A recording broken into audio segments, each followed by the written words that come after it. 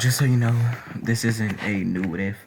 I've already done this what if on my channel that I used to have that got blocked by YouTube.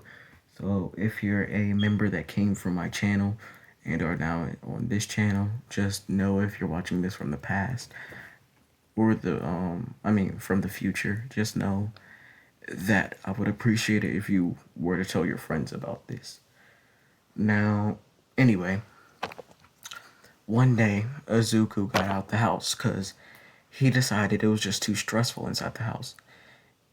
It was just too horrible. Inside of this world, his mom blamed him for her losing her credit when he was announced as quirkless, not quirkness. But anyway, Azuka leaves the house, and Bakugo had been involved with the street gang, so he had a gun, of course, involved. He wasn't a part of it though. Now, one day, Azuku, he just didn't give a fuck about anything, and he bumped into Bakugo. Didn't even say excuse me, didn't even acknowledge it. He just kept on walking. Bakugo then said, "The fuck? Why did you bump into me, you quirkless nerd?"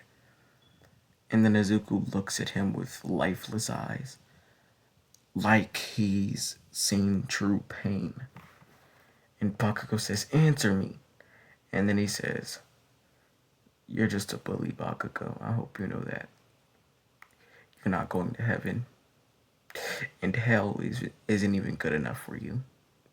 They need a whole different place for villains like you. If you were to ever become a hero, all you would ever do is hurt people. You would never really even save anybody." He then says, "Just know you'll never be anything but a villain. A villain, a villain. I hope you know if you were to die, I wouldn't even blink. I wouldn't even come to your funeral. As a matter of fact, I would. To desecrate on it. To desecrate it, he means. I would piss on your grave, Bakugo. That's how much I fucking hate you." Bakugo then says, "What?" And then he pulls out a gun in anger. He says, "You won't do shit. Because you're nothing but a pussy, aren't you? You're nothing but a pussy, and that's all you ever will be." Bakugo is getting ready to throw back a punch, but instead of pulling back and using all that muscle, his other hand twitched. Which, if you did not know, it's extremely easy to pull a gun trigger. And then the gun goes off. Now, the startle of the gun going off the first time made him pull the trigger again from him jumping. And then there it went. If there was only one bullet, Azuku would have lived. But since he shot him twice and hit two internal organs, there's no possible way that he could be saved. Bakugo then gets on the floor with Izuku, and then he's like, "I'm sorry. I'm sorry, it was an accident. I'm so sorry." And then Izuku looks at Bakugo, not even able to even put an emotion on his face. That's how fast he's dying. Bakugo just keeps on saying, I'm sorry. I'm sorry. It was an accident. I'm sorry." And Izuku spits out blood. The blood then goes shooting into the air. Izuku then thinks, "Wow, this is really how it ends." I really did think that I'd be able to actually live a good life. Well, there's no point of bitching about it. Guess when it's time to go, it's time to go. Izuku then closes his eyes for one last moment, then waking up almost immediately, seeing Bakugo over his body crying. Izuku then says, "Wow, am I a ghost? Damn it, I really did die. Fuck. He tries to get back inside of his body, but he's morphing back into his physical form. But every single time he does, all it does is just spit out blood and then he dies. Even more and more and more. Until eventually he fully dies. And he's not even able to possess his body anymore. Now, Izuku's panicking. And he notices it's getting dark. He's like, I'm scared out here. Wait, I'm a soul, that means nothing can hurt me, right? And then Izuku realizes this is literally the one way that life can become easy. That it doesn't have to do any work. That he can just relax for the rest of his immortal life. Well, undead life. Until he hears a howling inside the distance. He then goes towards this howling and sees a giant monster eating something that looks like a human.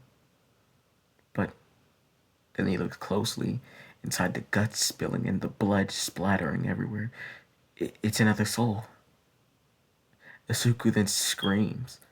He's like, I thought there was nothing else that could hurt me. The hollow then turns around, or shall I say monster, and then Izuku starts running. The monster then chases after Izuku, and then he hears another screech. It's from the hollow behind him, but this sounded like it wasn't just a normal screech. It sounded like a calling screech. There's no reason it would make noise for no reason.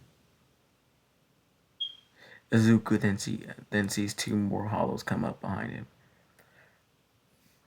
And then one's in front of him. As soon as he turns a corner, it knocks him into a wall, which of course doesn't break, but inside the soul world, he did hit the wall pretty hard. Izuku's pleading for his life. He's like, please, please, I don't want to go. I don't want to go, please. Please, please, please, please, please. Please. And then he realizes they're not going to stop. They're going to kill him. Well, he's already dead. Izuku then screams out, and all you can hear is his dying screams and just him screaming for help. By the time a Soul Reaper actually got there, the last piece of Izuku was being swallowed by a hollow.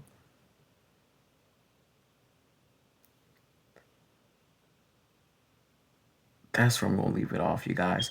If you guys enjoyed, hit that subscribe button and invite your friends to this channel. Please get me to 100 subscribers by, tomorrow or the end of the weekend. And I'll be doing videos all of winter break. Okay? Okay. See you guys later. Have a good day. And don't die. See ya.